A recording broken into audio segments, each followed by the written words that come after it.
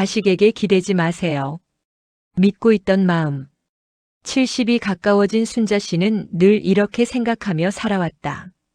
자식 키워놓으면 다 소용이 있지. 늙으면 자식이 효도하는 거지 뭐. 남편을 먼저 보내고 난 뒤부터는 그 생각이 더 단단해졌다. 혼자 사는 집이 넓고 조용해질수록 자식들이 더 크게 느껴졌다. 아들 하나, 딸 하나. 둘 다 결혼해 잘 살고 있으니 그것만으로도 감사한 일이었다. 순자 씨는 동네 사람들과 이야기를 나눌 때면 은근히 자랑하듯 말했다. 우리 아들은 말이여, 회사도 좋고 사람도 참 괜찮어. 딸도 착하고. 그러면 사람들은 고개를 끄덕이며 말했다. 그래도 순자 씨는 걱정 없겠네. 자식들이 든든해서. 그 말을 들을 때마다 순자 씨 마음은 놓였다. 늙어도 괜찮겠다는 생각이 들었다. 자식들이 있으니까. 혼자 밥을 먹다가도 문득 그런 생각이 들었다. 나중에 몸이 아프면 딸네 집에 가 있으면 되겠지. 또 어떤 날은 아들 내 근처로 이사 가면 좋겠네. 하는 생각도 했다. 그렇게 생각하면 외롭던 마음이 조금 풀렸다. 어느 날 저녁이었다. 혼자 밥을 먹고 있는데 문득 국이 싱겁게 느껴졌다. 예전 같으면 남편에게 투덜거리며 소금 좀 달라고 했을 텐데 이제는 그럴 사람이 없었다. 순자 씨는 혼잣말을 했다. 늙으면 같이 밥 먹는 사람이 있어야 하는데. 그날따라 딸 생각이 났다. 전화를 걸었다. 밥 먹었냐? 엄마 지금 애들 학원 보내야 돼서 정신없어요. 그래도 밥은 챙겨 먹어야지. 네네. 엄마도 드세요. 나중에 전화할게요. 전화는 금방 끊겼다. 순자 씨는 한동안 휴대폰을 들고 앉아 있었다. 괜히 전화를 한 것 같았다. 잠시 뒤 아들에게도 전화를 걸었다. 아들아, 뭐하냐? 엄마 나 회식 중인데. 아, 그러냐? 그냥 목소리 좀 들으려고. 나중에 전화할게요. 이번에도 금방 전화가 끝났다. 순자 씨는 휴대폰을 식탁 위에 내려놓았다. 조용한 집안에 시계 초침 소리만 들렸다. 그날 밤 순자 씨는 괜히 서랍을 뒤적이다가 오래된 사진첩을 꺼냈다. 아이들이 어릴 때 찍은 사진들이었다. 아들은 장난감 자동차를 들고 웃고 있었고 딸은 머리를 양갈래로 묶고 있었다. 사진을 한참 보다가 순자 씨는 중얼거렸다. 저 때는 엄마 없으면 아무것도 못했는데. 괜히 눈가가 젖었다. 하지만 이내 고개를 저었다. 그래도 내 자식들인데 나를 모른 척 하겠어. 순자 씨는 그렇게 스스로를 다독이며 사진첩을 덮었다. 며칠 뒤 개모임에 나갔을 때였다. 친구 영자 씨가 말했다. 나는 말이야 자식한테 기대 안 하려고 한다. 순자 씨가 웃으며 물었다. 왜 그런 소리를 해? 영자 씨는 담담하게 말했다. 기대하면 실망하거든. 순자 씨는 그 말을 듣고도 웃어넘겼다. 우리 자식들은 안 그래. 그때는 정말 그렇게 믿고 있었다. 하지만 그날 집으로 돌아오는 길 문득 영자 씨 말이 자꾸 생각났다. 기대하면 실망한다. 순자 씨는 괜히 마음이 불편했다. 그리고 그날 밤 혼자 누운 침대에서 처음으로 이런 생각이 스쳤다. 혹시 내가 너무 기대하고 사는 건 아닐까? 그 생각은 아주 작았지만 순자 씨 마음속에 조용히 자리 잡기 시작했다. 조금씩 멀어지는 마음. 그날 이후로 순자 씨 마음에는 작은 생각 하나가 남아 있었다. 기대하면 실망한다. 영자 씨가 아무렇지 않게 했던 말이 자꾸 떠올랐다. 처음에는 그 말을 인정하고 싶지 않았다. 자식이 있는데 왜 기대를 안 한단 말인가? 부모가 늙으면 자식이 돌보는 것이 당연한 일처럼 느껴졌기 때문이다. 하지만 이상하게도 그 말은 자꾸 마음에 걸렸다. 며칠 뒤였다. 아침부터 몸이 으슬으슬했다. 감기 기운인지 온몸이 무겁고 기운이 없었다. 순자 씨는 겨우 일어나 죽을 끓여 먹고 약을 먹었다. 평소 같으면 그냥 지나갔을 일이었지만 그날은 괜히 서러웠다. 혼잣말이 나왔다. 아이고, 누가 죽 한 그릇만 끓여줘도 좋겠네. 순자 씨는 잠시 망설이다가 딸에게 전화를 걸었다. 엄마 웬일이에요? 나 오늘 몸이 좀 안 좋네. 많이 아파요? 그 정도는 아니고 그냥 감기 같아. 딸은 잠시 말을 멈추더니 말했다. 엄마 병원 갔다 오세요. 요즘 감기 오래 가요. 순자 씨는 조심스럽게 말했다. 시간 되면 잠깐 들르지 그러냐. 전화기 너머로 아이들 떠드는 소리가 들렸다. 엄마 나 오늘 애들 학원도 보내야 되고 남편도 늦게 온다 그러고 이번 주는 좀 어려울 것 같아요. 순자 씨는 얼른 말했다. 아니다 아니다. 괜히 말했네. 나 괜찮어. 딸은 미안한 목소리로 말했다. 주말에 갈게요 엄마. 전화가 끊기고 나니 집안이 더 조용해진 것 같았다. 순자 씨는 이불을 끌어당기며 누웠다. 몸이 아픈 것보다 마음이 더 허전했다. 그래도 바쁘니까 그렇지. 스스로 그렇게 생각하려 했지만 서운한 마음은 쉽게 사라지지 않았다. 오후가 되자 조금 나아진 것 같았다. 순자 씨는 일어나 부엌에 섰다. 물을 끓이며 문득 이런 생각이 들었다. 내가 아프다고 해도 바로 달려올 형편은 아닌 거지. 괜히 씁쓸했다. 며칠 뒤 주말이 되어 딸이 손주들을 데리고 왔다. 엄마 이제 괜찮아요? 괜찮다. 손주들이 뛰어다니며 집이 금세 시끄러워졌다. 딸은 부엌에서 반찬통을 열어보며 말했다. 엄마 반찬이 별로 없네요. 순자 씨는 웃으며 말했다. 혼자 먹는데 뭐 많이 필요하냐? 딸은 냉장고를 뒤적거리며 말했다. 다음에는 반찬 좀 해놓고 드세요. 순자 씨는 그 말을 듣다가 잠시 멈췄다. 예전에는 딸이 반찬을 해다 주곤 했었다. 그런데 요즘은 그런 일이 거의 없었다.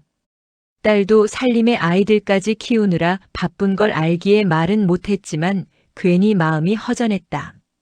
딸은 한참 있다가 말했다. 엄마도 이제 혼자 사는 거 적응하셔야 돼요. 그 말이 아무렇지 않게 들려왔지만 순자 씨 마음에는 묵직하게 남았다. 혼자 사는 거 적응하라. 순자 씨는 고개를 끄덕이며 웃었다. 그래야지 뭐. 그날 저녁 딸과 손주들이 돌아가고 나자 집은 다시 조용해졌다. 순자 씨는 거실에 앉아 한참을 가만히 있었다. 문득 예전에 아들이 했던 말이 떠올랐다. 엄마 나중에 혼자 계시기 힘들면 요양원 좋은 데 많아요. 그때는 웃으면서 넘겼었다. 내가 왜 요양원을 가? 하지만 그날 밤에는 그 말이 다르게 들렸다. 순자 씨는 창가에 서서 어두운 밖을 바라보았다. 아파트 불빛들이 하나둘 켜져 있었다. 저 집들마다 가족들이 함께 살고 있을 것이다. 순자 씨는 중얼거렸다. 다들 자기 식구 챙기기도 바쁘겠지. 그 순간 문득 이런 생각이 들었다. 자식도 결국 자기 인생이 따로 있는 거구나. 그 생각이 마음에 닿는 순간 이상하게도 서운함보다 다른 감정이 올라왔다. 조금은 쓸쓸했고, 조금은 허전했고, 조금은 인정해야 할 것 같은 마음이었다. 순자 씨는 천천히 불을 끄고 방으로 들어갔다. 이불 속에 누웠지만 쉽게 잠이 오지 않았다. 그리고 그날 밤 순자 씨는 처음으로 또렷하게 깨달았다. 자식이 있어도 외로울 수 있다는 것. 그리고 마음 한구석에서 조용히 이런 생각이 싹트기 시작했다. 이대로 자식만 바라보고 살아도 되는 걸까? 그 질문은 아직 답이 없었지만 순자 씨 인생에서 무언가가 바뀌기 시작하고 있었다. 기대했던 날의 실망.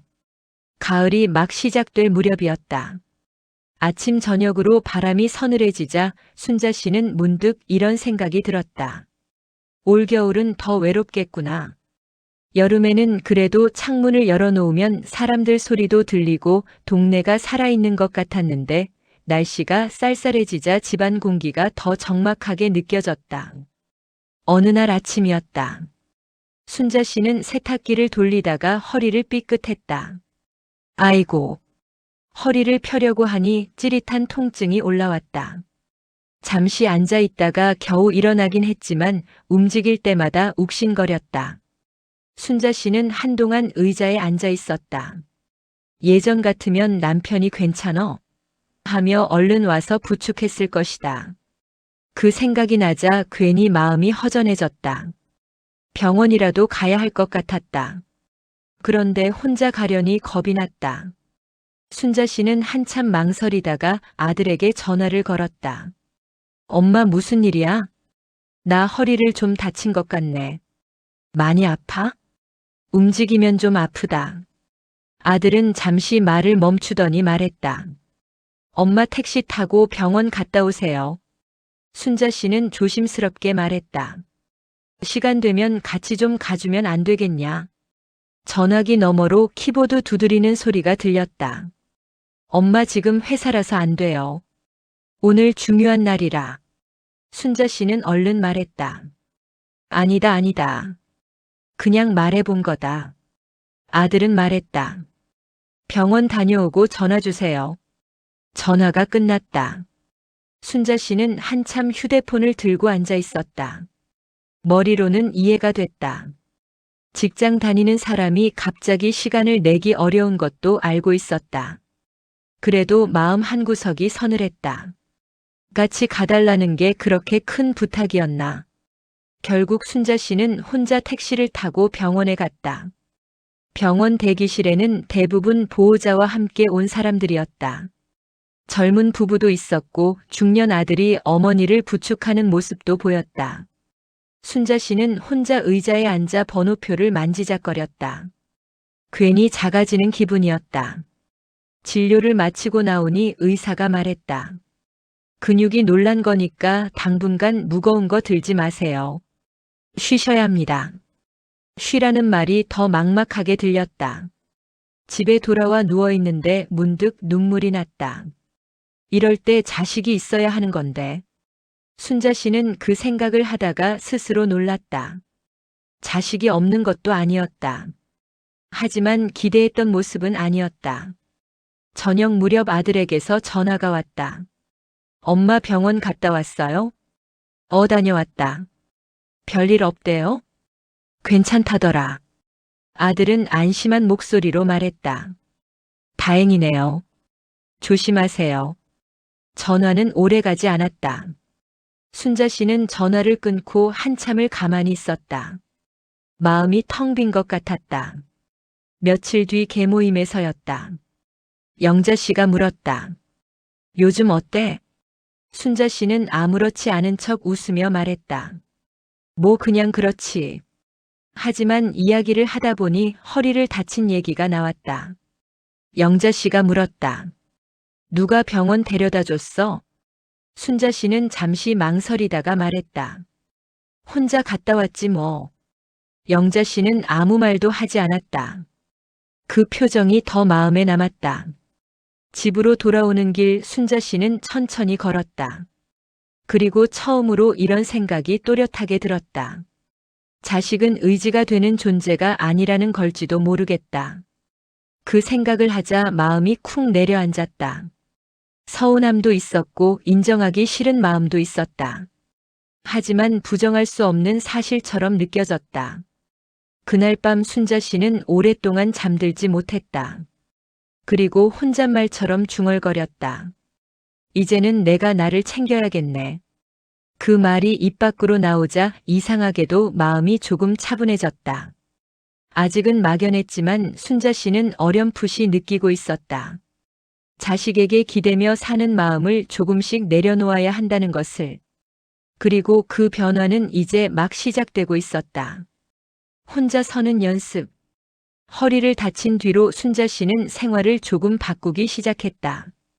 예전에는 무거운 쌀자루도 혼자 번쩍 들고 옮기곤 했지만 이제는 작은 것 하나도 조심하게 되었다.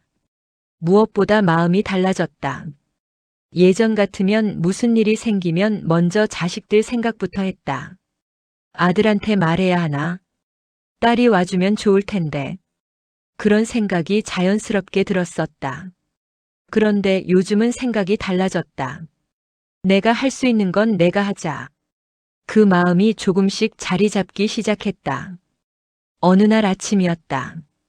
순자 씨는 혼자 천천히 동네 병원에 걸어갔다. 허리 물리치료를 받으러 가는 길이었다. 예전 같으면 누가 같이 가주면 좋겠다고 생각했겠지만 이제는 그러지 않았다. 천천히 걷다 보니 오히려 마음이 편했다. 길가에 은행나무 잎이 노랗게 물들어 있었다. 바람이 불자 잎들이 바스락거리며 떨어졌다. 순자 씨는 잠시 걸음을 멈추고 나무를 올려다보았다. 참 곱다. 혼잣말이 나왔다. 문득 이런 생각이 들었다. 나도 이렇게 늙어가는 거겠지. 그 생각이 이상하게도 슬프지 않았다. 병원을 다녀오는 길에 순자 씨는 작은 반찬 가게에 들렀다. 혼자 드실 거죠? 주인이 물었다. 네. 조금씩만 드려요? 그래요. 작은 반찬통 3개를 들고 나오는데 괜히 마음이 든든했다. 집에 돌아와 밥을 차려 먹으면서 순자 씨는 혼자 웃었다. 이 정도면 잘 사는 거지 뭐. 그 말이 스스로도 낯설었다. 며칠 뒤 딸에게서 전화가 왔다. 엄마 요즘 뭐 하세요? 순자 씨는 말했다. 그냥 운동도 하고 병원도 다니고 그렇지. 혼자 다녀요? 그럼 누가 같이 다니냐? 딸은 조금 미안한 목소리로 말했다. 엄마 미안해요. 자주 못 가봐서. 순자 씨는 담담하게 말했다. 괜찮다. 다 자기 살기 바쁜 거지. 예전 같으면 서운한 마음이 먼저 올라왔겠지만 그날은 그렇지 않았다. 전화가 끝나고 나서도 마음이 편했다. 순자 씨는 거실 창가에 서서 바깥을 바라보았다. 사람들이 바쁘게 지나가고 있었다. 그 모습을 보다가 문득 깨달았다. 자식도 결국 자기 인생을 사는 거구나. 그걸 인정하니 마음이 한결 가벼워졌다. 며칠 뒤 개모임에 나갔을 때였다. 영자 씨가 물었다. 요즘은 어때? 순자 씨는 웃으며 말했다. 이제 혼자 사는 게 익숙해지는 것 같다. 영자 씨가 고개를 끄덕였다. 그게 편하다니까. 순자 씨는 천천히 말했다. 맞다, 기대를 안 하니까 마음이 편하네. 말을 하고 나서 스스로도 놀랐다. 예전에는 상상도 못할 말이었다. 집으로 돌아오는 길 순자 씨는 천천히 걸었다. 발걸음이 가벼웠다. 그리고 그날 저녁 순자 씨는 오래 미뤄두었던 수첩 하나를 꺼냈다. 첫 장에 이렇게 적었다. 내가 나를 챙기며 살자. 글씨를 쓰고 나니 마음이 단단해지는 것 같았다. 순자 씨는 펜을 내려놓고 가만히 앉아 있었다. 문득 예전 생각이 났다. 자식들 어릴 때는 하루도 쉴 틈이 없었다. 밥을 챙기고 학교를 보내고 옷을 빨고 밤늦게까지 기다리곤 했다. 그때는 자신이 늙으면 자식들이 옆에 있어 줄 거라고 믿었다. 하지만 이제는 알 것 같았다. 그건 당연한 일이 아니라는 걸. 순자 씨는 조용히 중얼거렸다. 자식은 자식이고 나는 나지. 그 말이 마음 깊이 내려앉았다. 그리고 그날 밤 순자 씨는 오랜만에 편안하게 잠이 들었다. 자식에게 기대야 마음이 편할 줄 알았는데 오히려 기대를 내려놓자 마음이 더 편해졌다. 순자 씨는 아직 몰랐다. 이 마음이 앞으로 자신의 인생을 더 단단하게 만들어줄 거라는 것을. 그리고 머지않아 순자 씨는 확실하게 깨닫게 될 것이다. 자식에게 기대지 않는 것이 서운한 일이 아니라 자신을 지키는 일이라는 것을. 그래도 내 인생은 괜찮았다. 겨울이 시작될 무렵이었다. 아침 공기가 차가워지자 순자 씨는 두꺼운 외투를 꺼내 입었다. 거울 앞에 서서 단추를 잠그다가 문득 자신의 얼굴을 오래 바라보았다. 주름도 늘었고 머리도 많이 휘어졌다. 젊었을 때 모습과는 많이 달라졌지만 이상하게도 낯설지 않았다. 순자 씨는 혼잣말을 했다. 그래도 잘 살았지. 그 말이 입 밖으로 나오자 가슴이 조금 뭉클해졌다. 어느 날 오후였다. 순자 씨는 따뜻한 햇볕이 들어오는 거실에 앉아 귤을 까먹고 있었다. TV 소리는 작게 틀어놓았지만 거의 듣지 않고 있었다. 문득 이런 생각이 들었다. 나는 왜 자식에게 기대고 살려고 했을까? 곰곰이 생각해보니 답은 단순했다. 외로웠기 때문이었다. 남편이 떠난 뒤 혼자 남겨졌다는 생각이 들었고 자식들이 있어야 마음이 든든할 것 같았다. 그래서 자꾸 자식 쪽으로 마음이 기울었던 것이었다. 하지만 이제는 조금 알 것 같았다. 외로움은 자식이 채워주는 것이 아니라 내가 살아가는 힘으로 견디는 것이라는 걸. 며칠 뒤였다. 아들과 딸이 약속이나 한 듯 같은 날 전화를 해왔다. 엄마 잘 지내세요? 잘 있다. 딸이 말했다. 엄마 언제 한번 가려고 하는데 뭐 필요한 거 있어요? 순자 씨는 잠시 생각하다가 말했다. 없다. 나는 괜찮다. 아들이 말했다. 엄마 몸 조심하세요. 아프면 바로 전화하시고요. 순자 씨는 웃으며 말했다. 그래 알았다. 전화를 끊고 나서 순자 씨는 한참 생각에 잠겼다. 예전 같았으면 언제 올 거냐?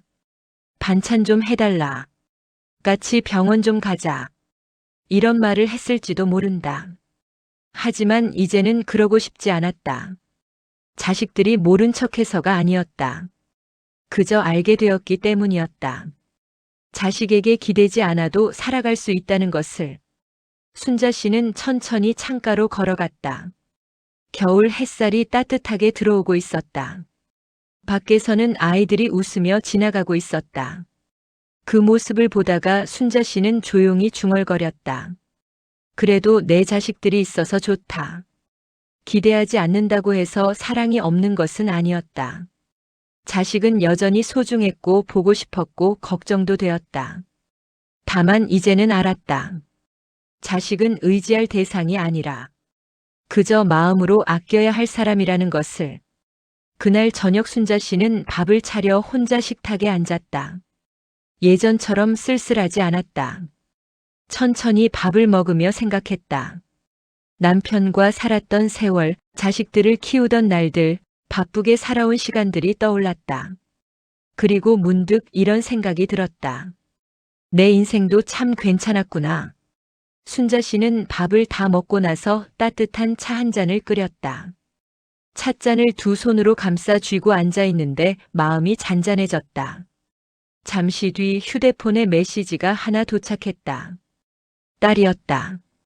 엄마 사랑해요. 짧은 문자였다. 순자 씨는 한참 동안 그 글자를 바라보다가 답장을 보냈다. 나도 사랑한다. 너희들 잘 살아라. 문자를 보내고 나니 눈물이 조용히 흘러내렸다. 서러운 눈물이 아니었다. 마음이 편해진 눈물이었다. 순자 씨는 눈물을 닦으며 혼잣말을 했다. 이제 됐다. 그리고 천천히 불을 끄고 방으로 들어갔다. 이불 속에 누우니 마음이 참 고요했다. 젊을 때는 몰랐던 사실을 이제야 알게 되었다. 자식에게 기대지 않고 살아가는 것이 쓸쓸한 인생이 아니라는 것을. 오히려 그럴 때 사람은 더 단단해지고 더 편안해진다는 것을. 순자 씨는 눈을 감으며 마지막으로 이런 생각을 했다. 자식에게 기대지 마세요.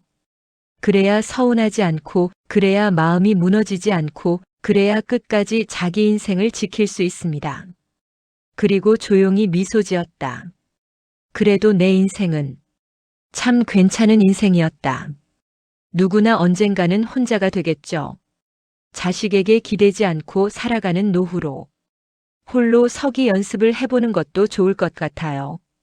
공감되시길 바래요.